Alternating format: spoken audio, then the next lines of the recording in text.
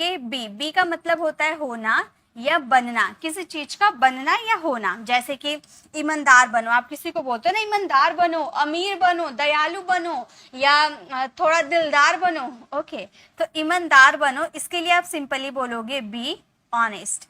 ईमानदार बनो, be honest. बेईमान बनो, बी डिसऑनेस्ट। ओके, दयालु बनो तो हम क्या बोलेंगे, हम बोलेंगे बी काइंड। दयालु बनो, बी काइंड। इस तरह से बहुत सारे जिस भी चीज में बनने की बात करोगे, होशियार बनो, तेज बनो, या फिर थोड़ा फुर्तीला बनो। ओके, तो इस तरह से आप यूज कर सकते हो, बी का यूज करोगे, जो चीज बनने की बात हो रहा है वो उसका यूज करोगे। ठीक है, तेज बनो, ये सेंटेंस आप फ्रेम करना। ठीक है, नेक्स्ट देखिए, नेक्स्ट अब हमारा है टू बी का मतलब होता है होने वाला या बनने वाला। जैसे कि वह मेरे होने वाले पिता है, या फिर वो मेरे होने वाले पति है, ऐसे हम बोलते हैं ना, तो वहां पे आप टू बी का यूज करते हो। जैसे कि वह मेरे होने वाले पति है, यानी कि अभी जो होने वाले हैं, अभी हुए नहीं है, होने वाले हैं। इसे हम दो तरीके से बना सकते हैं, या तो आप बोल सकते हो simply he is my to be husband, मतलब वो मेरे होने वाले हस्बैंड है, यानी कि he is my to be husband. या फिर आप ये सेंटेंसेस को सिंपली ऐसे भी बोल सकते हो, he is my husband to be, he is my husband to be. Okay, इसका मतलब भी सेम हुआ, तो आप टू बी का यूज माई के बाद भी कर सकते हो, यानी कि हस्बैंड से पहले भी कर सकते हो या हस्बैंड के बाद भी कर सकते हो, एज योर चॉइस, दोनों ही करेक्ट है। ठीक है, he is my to be husband या he is my husband to be. Next देखिए, बनने वाले गायक ने गाना गाया। बनने वाले यानी कि अभी वो बना नहीं है, बनने वाला है, तो हम बोल सकते हैं टू बी सिंगर, है ना, बनने वाला to be singer, to be mother, या फिर टू बी फादर, जो भी आप बोल सकते हो, होने वाले पिता या होने वाली माता। ठीक है, तो हम बोलेंगे to be singer sang a song, sang a song. बनने वाले गायक ने गाना गाया, to be singer sang a song.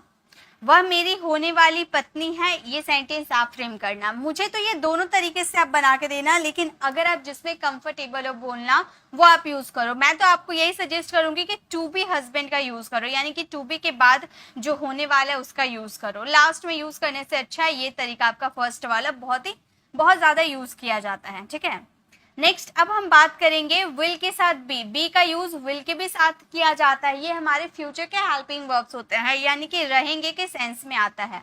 जैसे वे लोग ईमानदार रहेंगे, ठीक है, वे लोग ईमानदार रहेंगे, तो हम बोलेंगे ये फ्यूचर में यूज किए जाते हैं। अगर आप यही प्रेजेंट की बात करते हो ना, तो बी का यूज ना होकर इज एम आर का यूज होता। अगर पास्ट की बात करते तो बी का यूज ना होकर वॉज वर का यूज होता। लेकिन फ्यूचर में सिर्फ विल का यूज नहीं कर सकते, विल के साथ बी भी आ जाता है। ओके, तो हम बोलेंगे दे विल बी ऑनेस्ट, वे लोग ईमानदार रहेंगे, दे विल बी ऑनेस्ट। वह महान आदमी बनेगा, यानी कि अभी नहीं है, पहले बाद में वो महान आदमी बनेगा, तो हम बोलेंगे he will be a great man, he will be a great man. वह एक ईमानदार आदमी बनेगा, he will be a great man. Rita एक नर्स बनेगी, ये सेंटेंस आप फ्रेम करना और इसका आंसर कमेंट में देना। चलिए नेक्स्ट देखिए, नेक्स्ट यूजेस है, फिर से हम बात करेंगे विल बी, यानी कि विल के साथ फिर से बी लगेगा, लेकिन हिंदी आइडेंटिफिकेशन होगी रहा होगा, यानी कि यहाँ पर आपका कंटिन्यूटी शो करेगा। वहां भी विल के साथ बी का यूज करते हैं, ये आपने टेंसेस में पढ़ा है ना। जैसे रिया सो रही होगी, अभी रिया सो रही होगी, तो आप विल का यूज सिंगल नहीं कर सकते, विल के साथ आपको बी का यूज करना होगा, तब वर्ब का फोर्थ फॉर्म यूज करना होगा।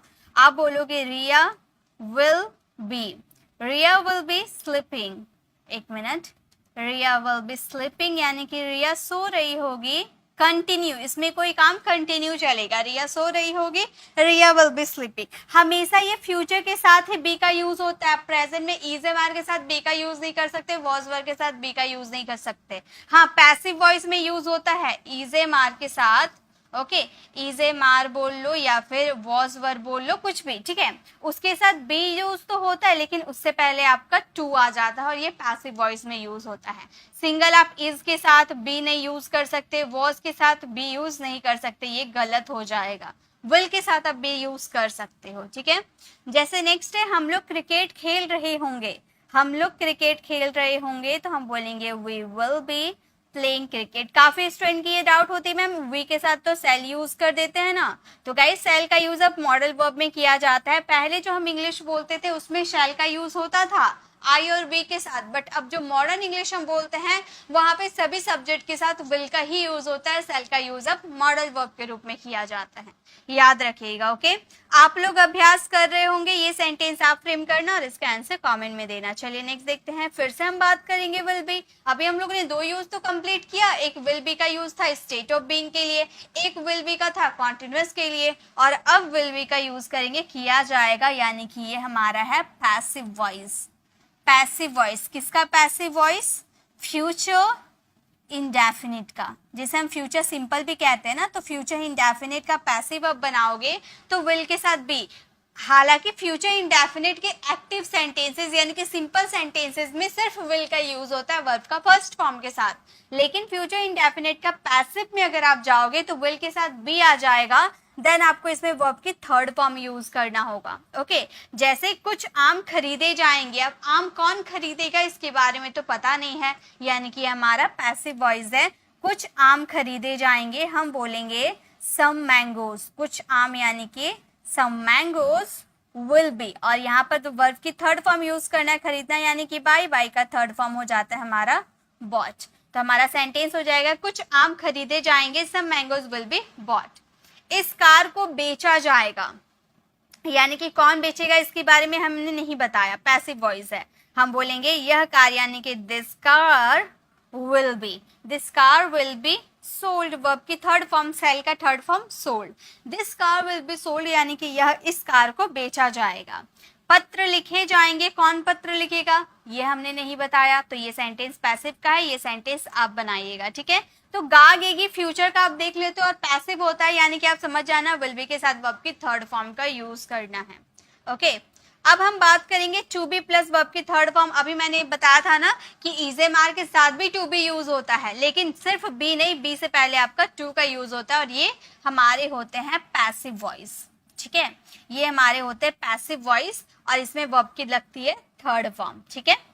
और जैसे कि हिंदी आइडेंटिफिकेशन देखकर आपको समझ में आ रहा होगा, जरूरत है या जरूरत था, यानी कि जरूरत की बात करोगे तो इसमें आपको नीड का यूज करना होगा। जैसे अंग्रेजी बोलने की जरूरत थी पास्ट की है, ठीक है, तो हम बोलेंगे अंग्रेजी बोलने की जरूरत थी, नीड का सेकेंड फॉर्म नीडेड का यूज करेंगे, हम बोलेंगे इंग्लिश नीडेड। जरूरत की बात करोगे ना तो फर्स्ट फॉर्म आपका नीड होता है, सेकेंड फॉर्म आपका नीडेड हो जाता है, ठीक है। Needed to be plus verb की थर्ड फॉर्म यूज करना है, क्योंकि ये हमारा पैसिव वॉइस है। एक्टिव में आप नीड का यूज वर्ब के फर्स्ट फॉर्म के साथ करते हैं, लेकिन पैसिव वॉइस में आप नीड का use to be plus verb की थर्ड फॉर्म के रूप में करेंगे। English needed to be spoken, English बोलने की जरूरत थी। सड़क बनाने का जरूरत था, सड़क बनाने का जरूरत था, तो हम बोलेंगे द रोड नीडेड, पास्ट है ना इसलिए the road needed to be built. सड़क बनाने की जरूरत था तो हम बोलेंगे the road needed to be built. बहुत सारे फूल तोड़े जाने की जरूरत है, प्रेजेंट है, यानी कि आप नीड टू बी का यूज करना, ठीक है, वर्ब का फर्स्ट फॉर्म का यूज करना, नीडेड का यूज मत करना। तो ये सेंटेंस आप फ्रेम करना और इसका आंसर कमेंट में देना। चलिए नेक्स्ट देखते हैं, नेक्स्ट हमारा क्या है। अब हम बात करेंगे फिर से टू बी प्लस वर्ब की थर्ड फॉर्म, लेकिन हिंदी आइडेंटिफिकेशन है किया जाना है। मान लो आपको अपनी मर्जी से कोई काम किया जाना है, तो अपनी मर्जी से जब कोई काम किया जाना है तो उसमें हम यूज करते हैं इज एम आर के साथ, ठीक है, इज एम आर के साथ यूज करते हैं वर्ब की third form. Okay, is am are के साथ यूज होता है वर्ब की थर्ड फॉर्म का। जैसे पटाखे खरीदे जाने हैं, अब पटाखे कौन खरीदेंगे इसके बारे में आपने बताया नहीं बताया, प्रेजेंट है, इज एम आर यूज करना है, ठीक है। और पटाखे जो खरीदेंगे वो अपनी मर्जी से ही खरीदेंगे ना, कोई जोर जबरदस्ती थोड़ी कर देगा। तो यहाँ अपनी मर्जी से आप पटाखे खरीदेंगे तो आप बोलोगे fire crackers, fire crackers are to be purchased. तो हमारा सेंटेंस हो गया fire cracker to be purchased, मतलब पटाखे खरीदे जाने हैं। रूम को साफ किया जाना है, अपनी मर्जी से ही साफ किया जाना है, ठीक है, तो हम बोलेंगे the room is to be cleaned, the room is to be cleaned, यानी कि कमरे साफ किए जाने हैं, the room is to be cleaned. Room घर को सजाया जाना है, अपनी मर्जी से सजाया जाना होगा, तो ये सेंटेंस आप फ्रेम करना। ओके, चलिए नेक्स्ट देखते हैं। नेक्स्ट क्या है हमारे, नेक्स्ट है हमारा टू बी प्लस वर्ब की थर्ड फॉर्म किया जाना था, यानी कि पास्ट है, और पास्ट के लिए कोई काम मर्जी से किया जाना था, यानी कि वॉज वर्ब का यूज किया जाता है टू बी प्लस वर्ब की थर्ड फॉर्म के साथ। जैसे घर को बनाया जाना था, अब अपनी मर्जी से घर को बनाया जाना था, घर टूट फूट गया तो बनाया जाना था, तो हम बोलेंगे the house was to be built। घर को बनाया जाना था, the house was to be built। सड़क की मरम्मत की जानी थी, तो हम बोलेंगे the road। सड़क की मरम्मत की जानी थी, the road was to be repaired। The road was to be repaired, घर की रोड की मरम्मत की जानी थी, the road was to be repaired. गरीबों की मदद की जानी थी, ये सेंटेंस आप फ्रेम करना। ओके, तो पास्ट में आपको अपनी मर्जी से कोई काम किया जाना था, यानी कि was verb to be plus verb की थर्ड फॉर्म। अब बढ़ते हैं आगे, फिर से हम बात करेंगे टू बी प्लस वर्ब की थर्ड फॉर्म किया जाना है। अब मान लो इस सेंटेंसेस में आपका नेसेसरी शो कर रहा है, ठीक है, नेसेसरी है कि कोई काम किया जाना है, या फिर कंपल्सन है, मजबूरी है या जरूरी है, ठीक है, मजबूरी है या जरूरी है, तो यहाँ पर यूज होता है हैज या हैव के साथ टू बी प्लस वर्ब की थर्ड फॉर्म प्रेजेंट में। ओके, और पास्ट में तो हैड का यूज किया है, तो वो आगे देखेंगे। प्रेजेंट में हैज हैव का यूज होता है, रात का भोजन पकाया जाना है। अब रात का भोजन, खाना पकाना कोई नहीं चाहता है, खाना पकाना अगर पड़ गया तो वो तो मजबूरी वाला ही बात हो जाएगा, या फिर एक ज़रूरत हो जाएगी कि हाँ भाई खाना नहीं पकेगा तो हम खाएंगे क्या, तो ज़रूरी है, रात का भोजन पकाया जाना ज़रूरी है ना। तो हम ये सेंटेंसेस को बोलेंगे dinner, dinner has to be cooked. रात का भोजन पकाया जाना है, तो हम बोलेंगे dinner has to be cooked, यानी कि कोई काम नेसेसरी है, ज़रूरी है वो काम करना, तो हैज़ हैव के साथ टू यूज़ करेंगे। कपड़े धोए जाने हैं, कपड़े धोए जाने हैं, तो हम बोलेंगे clothes have to be washed. कपड़े धोए जाने हैं, clothes have to be washed. पौधों में पानी दिया जाना है, ये सेंटेंस आप फ्रेम करना और इसका आंसर कमेंट में देना। चलिए नेक्स्ट देखते हैं। नेक्स्ट अब हम बात करेंगे टू बी प्लस वर्ब की थर्ड फॉर्म, यानी कि किया जाना था पास्ट में, यानी कि यहाँ भी आपका नेसेसरी शो कर रहा है या तो कंपल्सन शो कर रहा है, ठीक है, नेसेसरी है या कंपल्सन है, ये काम किया जाना था पास्ट में, तो यूज करेंगे हैड टू बी। अगर अपनी मर्जी से किया जाना था तो वहां पर वॉज वर्ब का यूज करेंगे, और नेसेसरी है या मजबूरी है तो हैड टू का यूज करेंगे। जैसे इस काम को पूरा किया जाना था, ठीक है, इस काम को पूरा किया जाना था, ये मजबूरी है, तो हम बोलेंगे this work had to be, this work had to be done. इस काम को किया जाना था, तो हम बोलेंगे this work had to be done. इस कमीज को धोया जाना था, इस कमीज को धोया जाना था, तो हम बोलेंगे दिस शर्ट। ओके, हम बोलेंगे यह कमीज, यानी कि this shirt had to be washed। इस शर्ट को धोया जाना था, तो हम बोलेंगे this shirt had to be washed। इस नियम को पालन किया जाना था, ये सेंटेंस आप फ्रेम करना और इसका आंसर कमेंट में देना, ठीक है।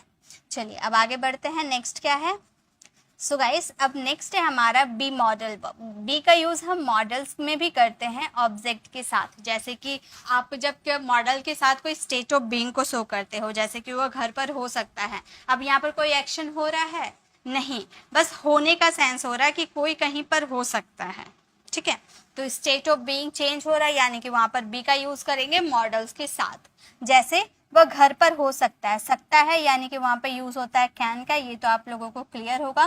तो हमारा ये सेंटेंस कुछ इस तरीके से होगा, ही कैन, और इसके साथ बी का यूज होगा he can be at home. वह घर पर हो सकता है, he can be at home. Rohan को डॉक्टर होना चाहिए, यहाँ पर क्या सेंस आ रहा, यहाँ पर कुछ होने का सेंस आ रहा है, यहाँ भी चेंज ऑफ स्टेट हो रहा है, यानी कि यहाँ पे हम शुड का यूज करेंगे क्योंकि चाहिए आ रहा ना, तो हम बोलेंगे Rohan should be.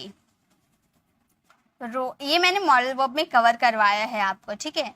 Rohan should be a doctor, Rohan should be a doctor, Rohan को डॉक्टर होना चाहिए। रिया स्कूल में हो सकती है, ये सेंटेंस आप फ्रेम करना और इसका आंसर कमेंट में देना। ओके, चलिए नेक्स्ट देखते हैं, नेक्स्ट क्या है। अब हम बात करेंगे बी मॉडल वर्ब, फिर बी का यूज करेंगे मॉडल वर्ब के साथ, लेकिन अब हम यूज करेंगे उसमें आईएनजी। यानी कि अभी जो आपने बी मॉडल वर्ब को देखा उसके साथ आप ऑब्जेक्ट यूज कर रहे थे, यानी कि स्टेट ऑफ बीइंग को शो कर रहे थे। अब मॉडल्स के साथ बी का यूज करेंगे, उसमें आईएनजी यूज करेंगे, यानी कि यहाँ पर कोई काम आपका कंटिन्यू चलेगा। कंटिन्यूटी की बात करेंगे तो ही वर्ब का फोर्थ फॉर्म लगाएंगे। जैसे कि रिया खेल रही हो सकती है, अब मैं पूरा श्योर नहीं हूँ कि रिया खेल ही रही है, ठीक है, मुझे 50-50% की पॉसिबिलिटी है, तो मैं मे का यूज कर देती हूँ, ठीक है। तो हम बोलेंगे रिया मे बी प्लेइंग, रिया खेल रही होगी। अगर यहाँ पर आप खेल रही हो सकती है, अगर आप यहाँ पर श्योर होते तो आप बोलते Riya can be playing. Okay, next, Tina को सो रहा होना चाहिए। टीना को सो रहा होना चाहिए, कंटिन्यूटी की बात करें तो हम बोलेंगे टीना should be sleeping.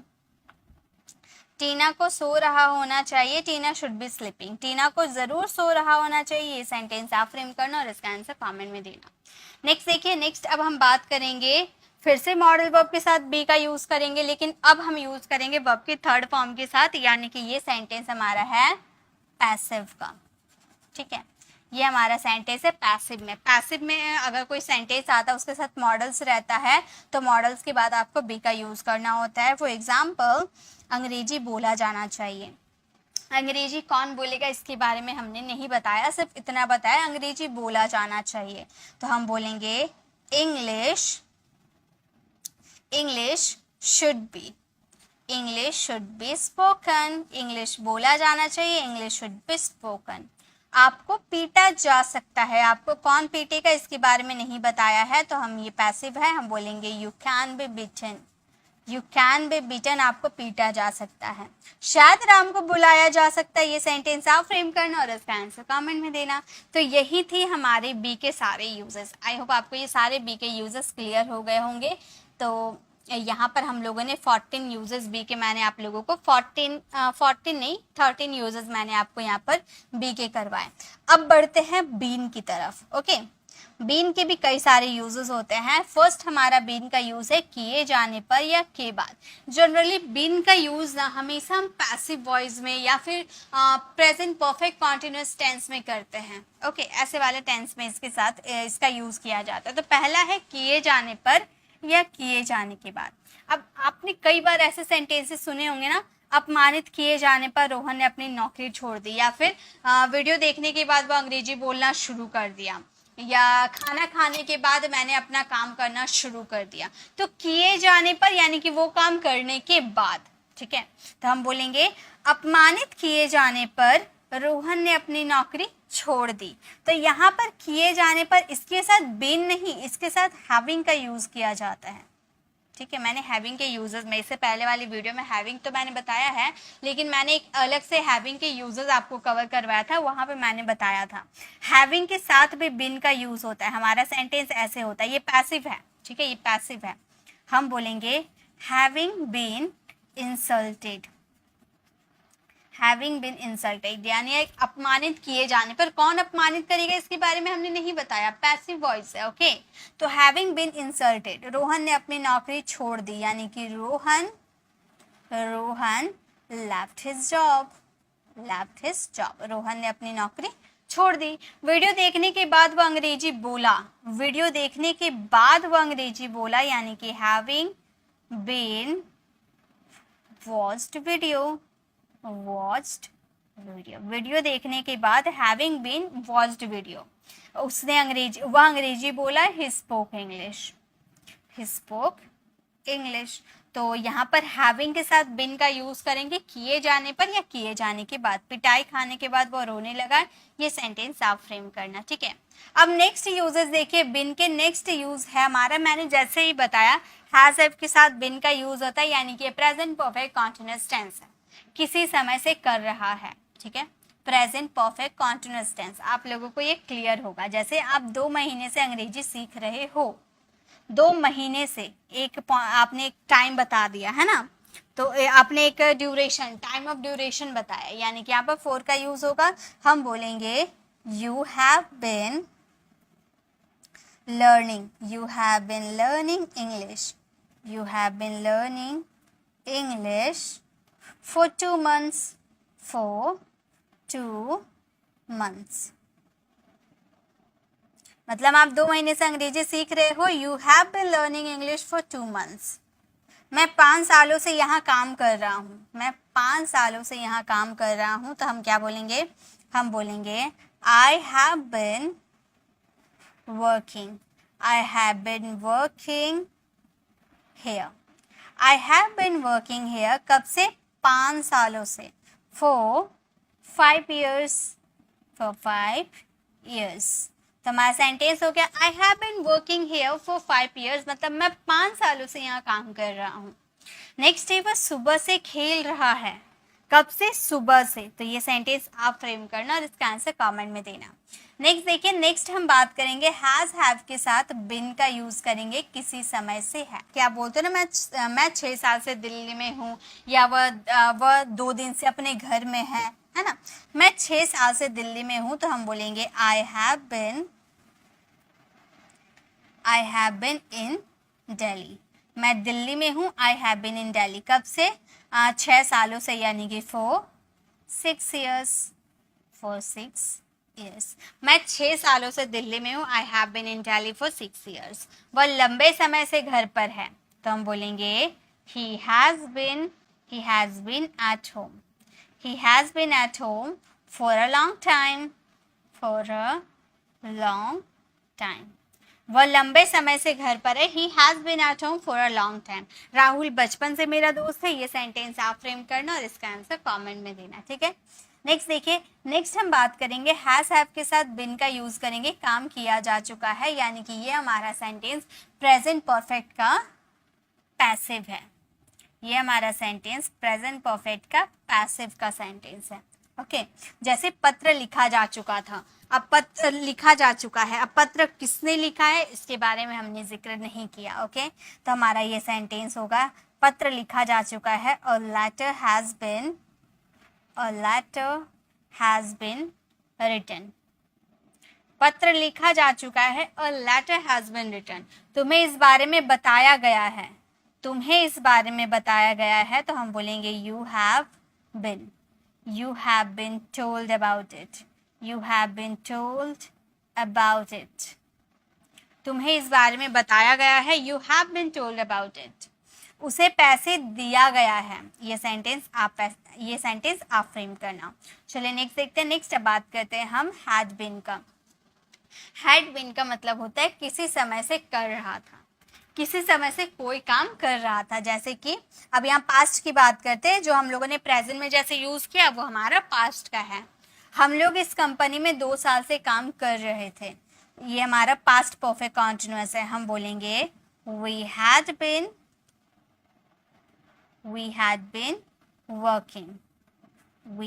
been working in this company. We had been working in this company. कब से? 2 सालों से. For 2 years. मतलब वो 2 साल से इस कंपनी में काम कर रहे थे. हम कर रहे थे, यानी कि we had been working in this company for 2 years. वह इस प्रोजेक्ट पे वर्षों से काम कर रहा था. ये सेंटेंस आप फ्रेम करना. आप बचपन से रोहन से बात कर रहे थे, ये भी सेंटेंस आप फ्रेम करना. देखिए अब मैंने ये 2 सेंटेंसेस आपको इसीलिए दिए हैं क्योंकि मैंने आप लोगों को टेंसेस करवा रखा है. चाहे वो प्रेजेंट परफेक्ट हो, पास्ट परफेक्ट हो या फ्यूचर परफेक्ट हो, मैंने सब कुछ आपको कवर करवा रखा है. ठीक है. यहाँ पर बस मैं आप लोगों को बी, बिन और बिन के यूजेस करवा रही हूँ और मैंने बताया कि बिन का यूज यहाँ किया जाता है. अब आपका क्या काम है? इसे ज्यादा से ज्यादा प्रैक्टिस करना. देखिए मैं आप लोगों के लिए एक्स्ट्रा क्वेश्चन लेकर आती हूँ और कुछ क्वेश्चन मैं आप लोगों के सामने बनाकर दिखाती हूँ, ट्रांसलेट करके दिखाती हूँ, लेकिन बहुत सारा मैं होमवर्क देती हूँ ताकि आप उस होमवर्क को ट्रांसलेट करें. आप खुद से वो होमवर्क बनाएं ताकि आपको ये पता चल पाए कि आपने कितना सीखा है. आप वीडियो को पॉज कीजिए, जो भी होमवर्क दे रही हो आप वीडियो को पॉज कीजिए, पहले उसका आंसर दीजिए, तभी कंटिन्यू कीजिए। देखिए अगर आज आप क्वेश्चन को, जो मैं आपको होमवर्क दे रही हूँ, आज आप उसे स्किप करके आगे बढ़ जाते हो तो लाइफ में आप कभी अंग्रेजी नहीं बोल पाओगे, क्योंकि आप प्रैक्टिस करने के आपके पास टाइम ही नहीं है। आपके पास टाइम नहीं है, बस इतना ही टाइम है कि हम दूसरे के वीडियोस को देखते हैं, बट प्रैक्टिस करने का टाइम हमारे पास नहीं होता है। तो टाइम अगर आप एक्स्ट्रा जो टाइम देते हो, यहाँ टाइम दो, वीडियो को पॉज करो, जितना सेंटेंसेस दे रहे हो पहले उसे फ्रेम करो, देखो आपकी प्रैक्टिस यहीं पर हो जाएगी। आपने जो मान लो ये आधा घंटा का वीडियो है, आप होमवर्क के साथ लेकर, आप मान लो ये 30 मिनट की जो वीडियो है, अगर आप पॉज कर करके सबका आंसर देते हो, 30 मिनट से 1 घंटा होगी, है ना, 1 आवर्स की होगी, लेकिन कम से कम आपकी 1 आवर्स में प्रैक्टिस तो हो जाएगी, आपको न्यू कॉन्सेप्ट क्लियर भी हो जाएगा और प्रैक्टिस भी हो पाएगी। आपको एक्स्ट्रा टाइम निकालने की जरूरत नहीं है, बस 30 मिनट की वीडियो में 1 आवर देकर देखिए, आपके अभी की अभी सब कुछ आपको समझ में आ जाएगा। इसीलिए मैं एक्स्ट्रा क्वेश्चन देती हूँ ताकि आप उसे अभी ट्रांसलेट करो, अभी प्रैक्टिस कर लो। तो आपको मेरे साथ प्रैक्टिस करते हुए चलना है। वीडियो को पॉज कीजिए, पहले इसका आंसर दीजिए, देन आप कंटिन्यू कीजिए। ओके, अब देखिए, अब बात करते हैं हैड बिन। हैड बिन जैसा कि मैंने हैज बिन का बताया, सेम वैसे ही किसी समय से था, वह सुबह से वहां था। अब जैसे हैज बिन आपने यूज किया ना, सेम आपको हैड बिन का भी यूज करना है। हम बोलेंगे he had been, he had been there, he had been there since morning, since morning. हमारा सेंटेंस हो गया she had been there since morning, वह सुबह से वहां था। रोहन 2 वर्षों से मुंबई में था, ये भी आप फ्रेम करो। तो मैच से रिया से के साथ थे, ये भी आप फ्रेम करो। यहाँ क्योंकि मैंने हैज बीन क्लियर करवा दिया तो हैड आपके लिए बनाना इजी हो गया। ओके, अब बात करते हैं हैड बीन का यूज करेंगे काम किया जा चुका था, यानी कि पैसिव में। पैसिव में भी इसका यूज किया जाता है, जैसे तुम्हें दिल्ली भेजा जा चुका था। अब कौन आपको दिल्ली भेजेगा इसके बारे में बताया गया है? नहीं बताया गया है, तो हम बोलेंगे you had been, you had been sent to Delhi, you had been sent to Delhi. आपको दिल्ली भेजा जा चुका था, you had been sent to Delhi. Rohan को पीटा गया था, हम क्या बोलेंगे? रोहन को पीटा गया था, Rohan had been bitten.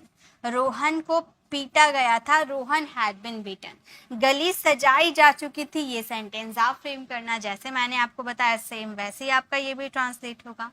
Okay, चलिए अब आगे देखते हैं नेक्स्ट क्या हमारे। अब हम आ जाते हैं विल हैव बीन में। विल हैव बीन का मतलब होता है किसी समय से कर रहा होगा, किसी समय से कर रहा होगा। जैसे ये सेंटेंसेस हमारा क्या है? Future perfect continuous tense. Okay, future perfect continuous tense है, जैसे वे लोग घंटों से प्रयास करते रहेंगे, तो हम बोलेंगे दे विल। अब मैंने आप लोगों को फ्यूचर करवा रखा है, फ्यूचर परफेक्ट कॉन्टिन्यूअस टेंस मैंने करवा रखा है, लेकिन फिर भी मैं आपको एक सेंटेंसेस आपको करवा दे रही हूँ, ठीक है? They will have been trying, they will have been trying for hours. तो हमारा सेंटेंस हो गया they will have been trying for hours, वह घंटे से प्रयास करते रहेंगे। वह 2 घंटा से सोता रहेगा, आप 6 बजे से काम करते रहेंगे। ये सेंटेंस आप फ्रेम करना और इसका आंसर कमेंट में देना। चलिए नेक्स्ट देखते हैं, नेक्स्ट क्या है हमारे। इसी तरह से आपका यहाँ पर फ्यूचर का विल हैव बीन है, किया जा चुका होगा, मतलब ये हमारा पास्ट में शो, मतलब ये हमारा पैसिव वॉइस है ना। विल हैव बीन हमारा पैसिव वॉइस है। हैज बीन और हैड बीन जैसे मैंने आपको बताया सेम वैसा ही, परीक्षा खत्म हो गया था, सब्जी बिक गया था, क्रिकेट खेला जा चुका था। ये सेंटेंस आप फ्रेम करना और इसका आंसर कमेंट में देना। तो गाइज आज की वीडियो बस इतना ही। अब आप बोलोगे मैम आपने बोला कि मैं आपको बी, बीन और बीइंग टोटल यूजेस करवाऊंगी, तो गाइज एक ही वीडियो में अगर मैं सारा कुछ कवर करवा देती हूँ तो आपको समझ नहीं आएगा। मैंने 30 मिनट की वीडियो ही इसीलिए बनाया ताकि आप 30 मिनट के जगह 1 आवर्स देकर देखिए और इसकी प्रैक्टिस कर लीजिए। जितना क्वेश्चन दिया है ना पहले आप उतना सॉल्व कर लीजिए। अगर आपको ये क्लियर हो जाते तो आप मुझे कमेंट में बताना कि मैम हमें बी और बीन के यूजेस क्लियर हो गए हैं, देन इसकी नेक्स्ट क्लास जो होगी वो बीइंग पर होगी। ठीक है। बीइंग बहुत ही इंपॉर्टेंट कॉन्सेप्ट है, बीइंग का यूजेस बहुत ही ज्यादा कंडीशन में किया जाता है, इसलिए मैं उस पर अलग से वीडियो आप लोगों के लिए लेकर आने वाली हूँ। इसमें अगर बताने गई तो आपको ना बी समझ में आएगा, ना बीन समझ में आएगा, ना बीइंग समझ में आएगा, ठीक है। इसलिए पहले आप बी और बीन इजी है, क्लियर कर लीजिए, नेक्स्ट वीडियो बीइंग की आएगी। ओके, तो आज के इस वीडियो में बस इतना ही है। आपको ये वीडियो कैसी लगी कमेंट में जरूर बताइएगा। गाइज मैं आपको ये 100% गारंटी दे सकती हूँ कि ये जो मैंने कॉन्सेप्ट आज क्लियर करवाया ना बी और बीन के, ये हमारे स्पोकन इंग्लिश में बहुत ही ज़्यादा यूज़ किए जाते हैं। बिलीव मी, अगर आप इसे नहीं सीखते हो ना तो आप इंग्लिश नहीं बोल पाओगे। अब आप जितना भी मैंने आपको यूजेस बताया बी और बीन के, आप मुझे ऑनेस्टी के साथ बताओ, क्या आपको ऐसा लगा कि इसका यूज हमारे स्पोकन इंग्लिश में नहीं होता है? एक भी ऐसा यूजेस आपको नहीं मिलेगा जो स्पोकन इंग्लिश में यूज नहीं किया जाता होगा। हर यूजेस का यूज हमारे स्पोकन इंग्लिश में होता है। तो सभी को ध्यान से प्रैक्टिस करना है। सभी का मैंने क्वेश्चन दिया है, अगर आपको एक्स्ट्रा क्वेश्चन चाहिए तो मुझे कमेंट में जरूर बताना, ताकि जो मैं बीइंग के यूजेस करवाऊंगी ना उसमें मैं होमवर्क भी आप लोगों के लिए लेकर आऊंगी, पूरी होमवर्क की एक लिस्ट लेकर आऊंगी आप लोगों के लिए। कमेंट में जरूर बताइएगा।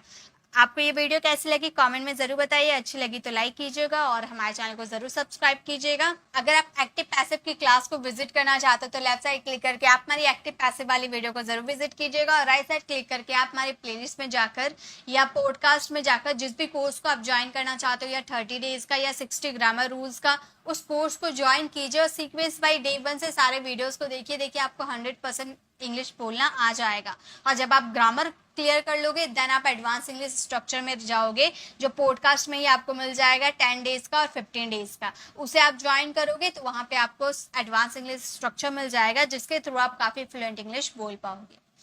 तो अगर आप हमारे चैनल पर नए हो और मेरे पढ़ाने का तरीका आपको पसंद आया तो सब्सक्राइब कर आने वाले बेल आइकन को जरूर प्रेस करें, ताकि रोज आने वाली वीडियोस की नोटिफिकेशन आपको समय पर मिलती रहे। I will see you in the next video. Till then bye bye, take care.